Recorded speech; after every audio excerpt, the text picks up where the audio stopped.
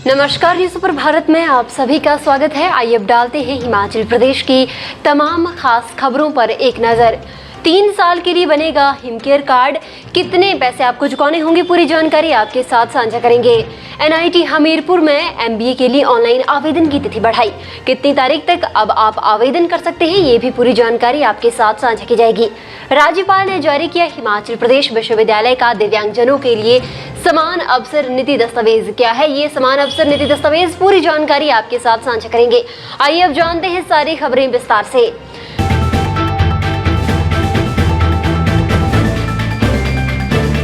हिमाचल प्रदेश के बल्लभ कॉलेज मंडी के सालाना समारोह को संबोधित करते हुए मुख्यमंत्री जयराम ठाकुर ने कहा कि हिमाचल प्रदेश सरकार की हिमकेयर कार्ड योजना में पंजीकरण के लिए अब 3 साल के लिए 1000 रुपए ही लगेंगे।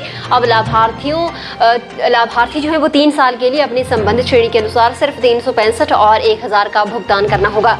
पहले कार्ड के 3 साल के लिए 3000 रुपए लिए जाते थे। सरकार ने बजट सत्र के दौरान ये घोषणा की थी कि अब 1 साल के बजाय 3 साल के लिए हिमकेयर योजना में पंजीकरण हो सकेगा। इसकी अधिसूचना भी जारी कर दी गई है। राष्ट्रीय प्रौद्योगिकी संस्थान हमीरपुर ने एमबीए में दाखिले के लिए ऑनलाइन आवेदन की तिथि बढ़ा दी है। अब इच्छुक विद्यार्थी 10 मई तक ऑनलाइन आवेदन कर सकेंगे।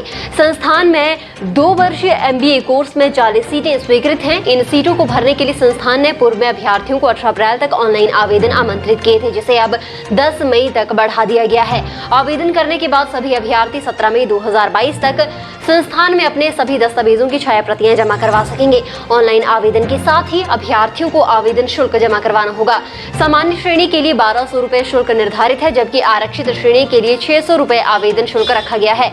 स्नातक अंतिम वर्ष की पढ़ाई कर रहे अभ्यर्थी भी एनआईटी हमीरपुर में एमबीए में दाखिले के लिए आवेदन कर सकते हैं, लेकिन चयनित अभ्यर्थियों को 15 सितंबर तक अपनी स्नातक की डिग्री एवं सर्टिफिकेट संस्थान में प्रस्तुत करने होंगे।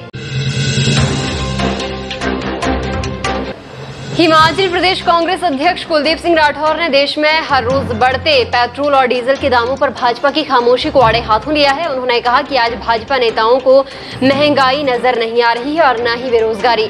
इससे साफ है कि आज सत्ता में बैठने के बाद भाजपा को बढ़ती महंगाई बेरोजगारी से कुछ लेना देना नहीं है।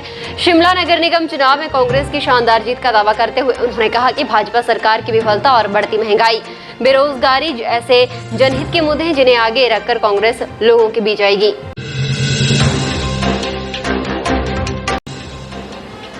हिमाचल प्रदेश के सरकारी स्कूलों में कार्यरत शिक्षकों के अंतर जिला तबादला विवाद का कैबिनेट बैठक में निपटारा होगा। जेबीटी सीएंडबी शिक्षकों का दूसरे जिला में स्थानांतरण करने के बाद नियमितीकरण का मामला फंसा हुआ है। सरकार ने कार्मिक और शिक्षा विभाग के अधिकारियों को इस बाबत हल निकालने के निर्देश दे दिए हैं।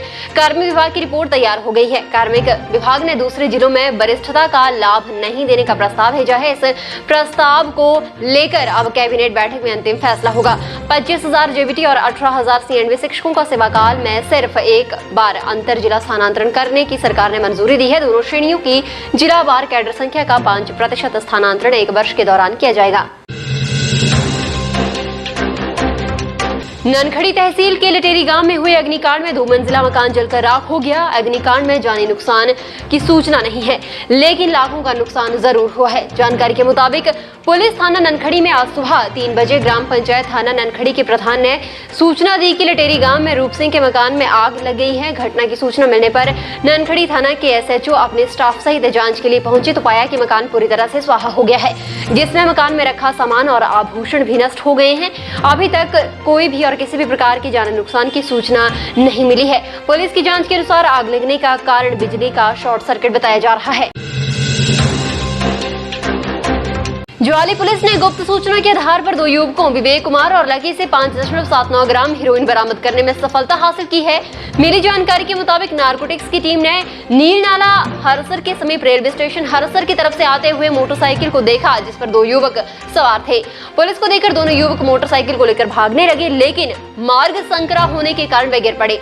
पुलिस ने उनकी तलाशी ली तो 5.79 ग्राम हेरोइन बरामद की गई। पुलिस ने त्वरित कार्रवाई करते हुए हेरोइन को कब्जे में लेकर दोनों युवकों को गिरफ्तार कर लिया। डीएसपी नूरपुर सुरेंद्र शर्मा ने बताया कि पुलिस ने विवेक कुमार और लकी के खिलाफ एनडीपीएस एक्ट के तहत मुकदमा दर्ज कर लिया है और हेरोइन और मोटरसाइकिल को पुलिस ने जब्त कर लिया है।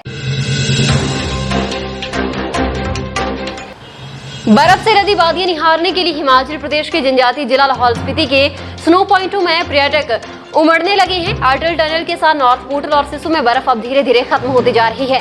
ऐसे में पर्यटकों ने चंद्रा घाटी के कोकसर स्नो पॉइंट का रुख कर दिया है। यहाँ अटल टनल होकर हजारों पर्यटक बर्फ देखने के लिए पहुंच रहे हैं। मंगलवार को सैलानियों ने यहाँ बर्फ के बीच जमकर मस्ती की। कोकसर में पर्यटकों के आने से जहाँ पर्यटन कारोबारियों के चेहरे भी यहाँ पर खिल गए हैं। मुख्यमंत्री जयराम ठाकुर ने कहा कि राज्य सरकार विद्यार्थियों को उनके घर द्वार पर बेहतर शिक्षा उपलब्ध करवाने के लिए कृत संकल्प है। उन्होंने ये बात मंडी स्थित बल्लभ राजकीय महाविद्यालय के 71वें वार्षिक पुरस्कार वितरण समारोह के अवसर पर कही। मुख्यमंत्री ने कहा कि स्थापना वर्ष 1948 से लेकर अब तक मंडी के बल्लभ राजकीय महाविद्यालय में अनेक बदलाव आए हैं। महाविद्यालय में न केवल आधारभूत ढांचे में सुधार हुआ है, अपितु संस्थान ने शिक्षा, खेल, राजनीति, सामाजिक सेवा और अन्य क्षेत्रों में अपना अमूल्य योगदान दिया है। उन्होंने कहा कि महाविद्यालय के विद्यार्थियों ने समाज के विभिन्न क्षेत्रों में अपनी छाप छोड़ी है, जिससे उन्हें न केवल अपने माता पिता व अध्यापकों का नाम ऊंचा किया है, बल्कि अपने समूचे प्रदेश को गौरवान्वित किया है। छठे राज्य वित्त आयोग के अध्यक्ष सतपाल सिंह सत्ती ने इंदिरा स्टेडियम ऊना में स्थित स्विमिंग पूल का आज पुनः शुभारंभ किया। उन्होंने कहा कि कोरोना काल के चलते ऊना में तैराकी प्रतियोगिताएं बंद हो गई थी, जिसे पुनः तैराकी करने और सीखने वाले खिलाड़ियों के लिए खोल दिया गया है। उन्होंने कहा कि ऊना को खेल केंद्र के रूप में विकसित किया जा रहा है। जल्द ही यहां पर राष्ट्रीय स्तर की प्रतियोगिताओं का आयोजन किया जाएगा।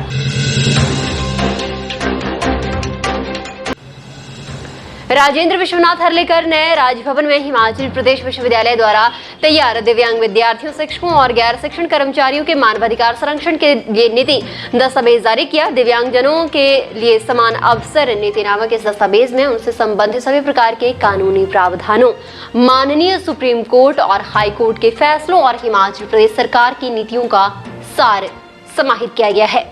इसके अतिरिक्त प्रदेश विश्वविद्यालय द्वारा दिव्यांगजनों के सशक्तिकरण के लिए बनाई गई नीतियों को भी इसमें शामिल किया गया है। इस अवसर पर राज्यपाल ने कहा कि हिमाचल प्रदेश विश्वविद्यालय से संबंधित सभी महाविद्यालयों में इस नीति को लागू करने की आवश्यकता है। हालांकि इसके लिए नीति की आवश्यकता नहीं पड़ती है, बल्कि सूझबूझ की आवश्यकता पड़ती है। उन्होंने कहा कि दिव्यांगजनों के लिए समान अवसर नीति दस्तावेज कागजों तक सीमित नहीं रहना चाहिए, बल्कि ये जीवन की पद्धति बनना चाहिए। फिलहाल के लिए बस इतना ही। और बड़ी खबरों के लिए बने रहें न्यूज़ सुपर भारत के साथ।